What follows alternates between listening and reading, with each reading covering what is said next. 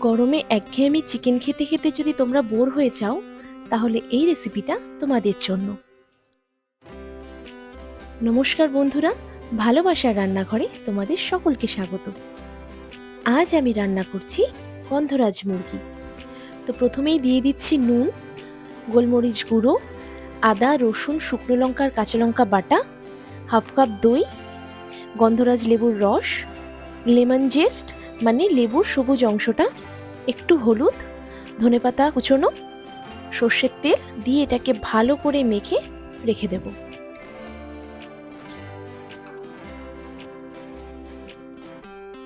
এবার যেটা করব, গোটা জিরে, গোটা ধনে ও গোলমরিচ দিয়ে ভালো করে ড্রাই রোস্ট করে এটাকে আমি গুঁড়ো করে নেব। এবার কড়াইতে তেল দিচ্ছি, দিয়ে গরম মশলা ফোড়ন দেব। এর মধ্যে আছে দারচিনি, তেজপাতা, শুকনো লঙ্কা, গোলমরিচ। এবার পেঁয়াজগুলো দিয়ে দিচ্ছি। এবার আমি টমেটো দিলাম, স্বাদ মতো নুন দিচ্ছি। ভালো করে একটু নাড়াচাড়া করে ম্যারিনেট করা চিকেনগুলো দিয়ে দিচ্ছি।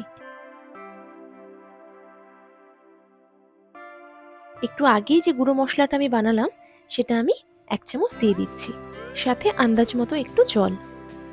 এবার এটাকে ভালো করে নেড়ে চেড়ে আমি কয়েকটা কাঁচা লঙ্কা চিড়ে দিয়ে দিলাম, চিনিও দিচ্ছি আর স্বাদ অনুসারে নুন। এবার আমি ফ্লেভারের জন্য গন্ধরাজ লেবু পাতাগুলো টুকরো টুকরো করে দিয়ে দিচ্ছি, সাথে স্লাইস করা লেবুগুলো দিয়ে দিচ্ছি। একটা কথা তোমরা সবসময় মাথায় রাখবে, লেবু পাতা আর স্লাইস করা লেবুগুলো কিন্তু খুব বেশিক্ষণ ফোটাবে না, তাহলে কিন্তু একটু তেতো হয়ে যেতে পারে। একটু ফুটিয়েই ওগুলোকে তোমরা সরিয়ে নেবে। দেখো, রান্না কিন্তু অলমোস্ট ডান। এবার আমি গরম গরম সার্ভ করছি। এই ধরনের আরও সুন্দর সুন্দর ভিডিও পেতে চ্যানেলটিকে সাবস্ক্রাইব এবং ফলো করো, এবং অবশ্যই রেসিপিটা ট্রাই করে কমেন্ট করে জানিও তোমাদের কেমন লাগলো।